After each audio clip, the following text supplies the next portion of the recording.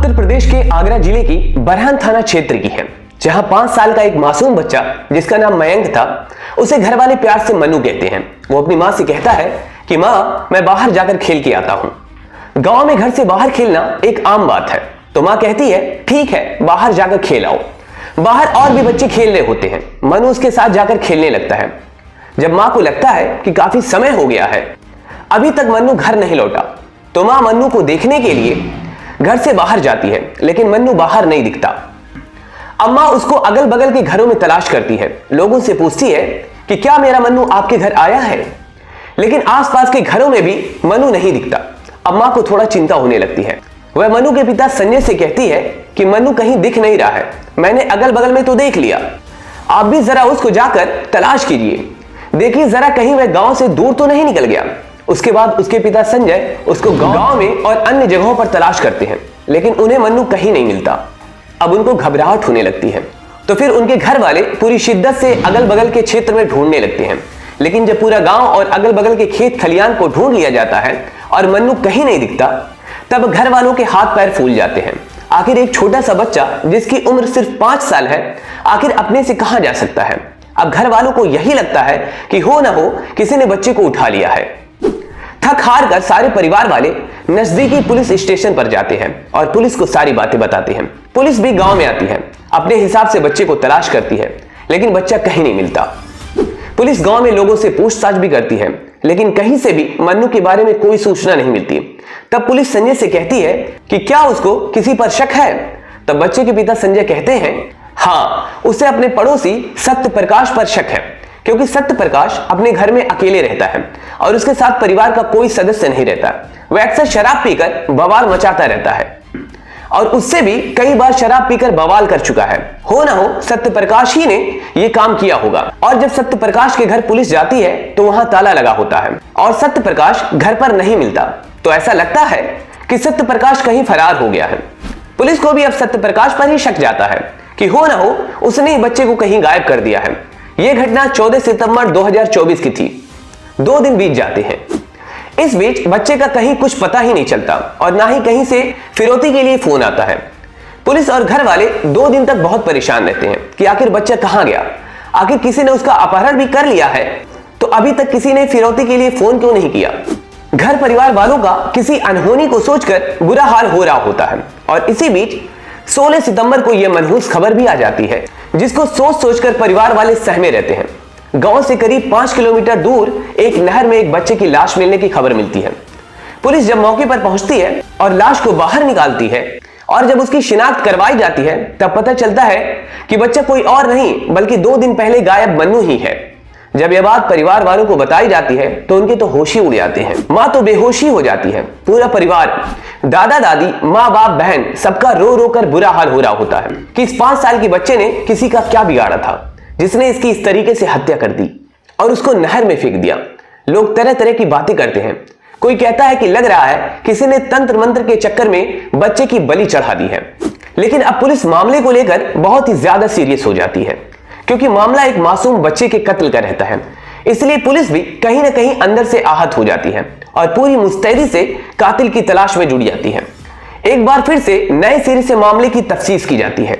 एक एक एंगल पर जांच करती है पुलिस। गांव में मौजूद सभी सीसीटीवी को एक बार फिर से बारीकी से देखा जाता है। 14 सितंबर से 16 सितंबर के बीच गांव में आने जाने वाले सभी लोगों की जानकारी जुटाई जाती है।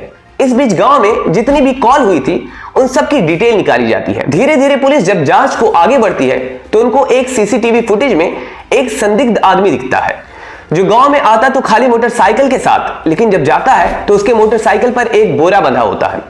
पुलिस उस आदमी की पहचान करवाती है तो पता चलता है कि उस आदमी का नाम ललित है और वह हाथरस जिले के सहपाओ नाम के गांव का रहने वाला होता है। और मन्नू के गांव में उसकी बहन रहती है जिसका नाम कल्पना रहता है। कल्पना नाम की यह औरत रिश्ते में मन्नू की दादी लगती है। जब पुलिस ललित से पूछताछ करती है वह अपनी मोटरसाइकिल पर क्या लेकर जा रहा था, तो वह पुलिस को बताता है कि वो मोटरसाइकिल पर बोरे में एक छोटा सिलेंडर लेकर गया था। लेकिन पुलिस जब सीसीटीवी में देखती है तो उसे कुछ डाउट लगता है कि यह चीज सिलेंडर जैसी नहीं लगती। इससे पुलिस का शक और भी गहरा होने लगता है। तो फिर वह उसकी बहन कल्पना से भी पूछताछ करती है। फिर कल्पना के बच्चे से भी पुलिस बातचीत करती है और बच्चे बात बात में बताते हैं कि मामा शाम को गांव आए थे। जबकि ललित ने बताया था कि वो दोपहर में गांव आया था। पुलिस उसके मोबाइल की लोकेशन को भी ट्रेस करती है। अब पुलिस को पूरा यकीन होने लगता है कि हो ना हो कत्ल में इन्हीं लोगों का हाथ है, क्योंकि पुलिस को तीनों के बयानों में काफी अंतर दिखाई देता है। तब पुलिस सख्ती से पूछताछ करना शुरू कर देती है। तब कल्पना टूट जाती है और जब वह पूरी वारदात से पर्दा उठाती है तो कुछ देर के लिए लोगों का इंसानियत पर से विश्वास ही उड़ जाता है। लोग यकीन ही नहीं कर सकते कि एक रिश्ते में लगने वाली दादी एक 5 साल के मासूम पोते के साथ ऐसा घिनौना खेल भी खेल सकती है। ये कहानी सुनकर गांव वाले, घर वाले, पुलिस सब दंग रह जाते हैं। कल्पना ये सारा खेल पैसों के लिए रचती है। कहानी कुछ ऐसी है कि मयंक उर्फ मन्नू के दादा सूबेदार शर्मा बीएसएनएल में कार्यरत थे और वो रिटायर हो जाते हैं और उनको रिटायरमेंट के बाद काफी फंड मिलता है। ये बात कल्पना को पता चलती है तो उसके दिमाग में ये शैतानी चाल आ जाती है और ये सारा खेल वह अपने भाई ललित के लिए करती है, क्योंकि ललित को रुपयों की आवश्यकता रहती है। वह ललित के साथ मिलकर सारा प्लान तैयार करती है। वह जानती है कि सूबेदार शर्मा अपने पोते मन्नू पर जान छिड़कते हैं और अगर हम मन्नू का अपहरण कर ले तो वे लोग हमें आराम से 10 से 15 लाख रुपए तक दे देंगे। इस खेल की प्लानिंग करीब 1 महीना पहले से शुरू हो जाती है। चूंकि कल्पना रिश्ते में मन्नू की दादी लगती है, इसलिए वो अक्सर मन्नू के घर भी आया जाया करती है और मन्नू भी उसके साथ दादी दादी कहकर खेलता रहता है और उसके साथ काफी घुल मिल जाता है। परिवार को कभी शक ही नहीं हुआ कि इस औरत के दिमाग में ऐसा भी कोई घिनौना खेल चल रहा है। एक दिन उसे एक अच्छा मौका मिल जाता है जब वह मन्नू को अपने घर के सामने खेलते हुए देखती है। पहले तो वह खुद अपने बच्चों को किसी बहाने से बाहर भेज देती है कि जाओ तुम लोग बाहर खेलो, और फिर घर में जाकर जल्दी जल्दी पकौड़ी तैयार करती है और फिर मन्नू को आवाज देती है, उसे पुचकारती है। मन्नू स्नेह में दादी दादी कहते हुए उसके पास चला जाता है और कहता है कि दादी तुम मुझे क्यों बुलाई हो। तब कल्पना उसे अपनी गोद में बिठाकर प्यार का ढोंग करती है और फिर उसे कहती है कि मैंने तुम्हारे लिए पकौड़ी बनाई है। फिर कल्पना उसको अपने हाथों से ही पकौड़ी खिलाती है और फिर जब मन्नू पानी मांगता है तो वो पानी में 1 नहीं 2 नहीं बल्कि 10-10 नींद की गोलियां मिलाकर मन्नू को पिला देती है। मन्नू में पानी पीते ही थोड़ी देर में ही बेहोश हो जाता है, क्योंकि नींद की एक ही गोली किसी बड़े को सुलाने के लिए काफी होती है और नींद की गोली खाकर अक्सर लोग ऐसा सो जाते हैं कि जगाने पर भी नहीं जागते। सोचिए उस बच्चे का क्या हाल हुआ होगा जिसकी उम्र सिर्फ 5 साल है और उसे नींद की 10 गोलियां पानी में घोलकर दे दी जाती है। मन्नू ऐसा बेहोश होता है जैसे उसके अंदर जान ही नहीं है। ये देखकर कल्पना और उसका भाई ललित अंदर ही अंदर डर जाते हैं कि कहीं मन्नू मर तो नहीं गया। जल्दी जल्दी में ललित उसे एक बोरे में भरता है और उसे मोटरसाइकिल पर बांधकर अपने गांव लेकर आ जाता है। वहां लाकर जब वह मन्नू को होश में लाने की कोशिश करता है तो मन्नू बिल्कुल हिलता डुलता भी नहीं है।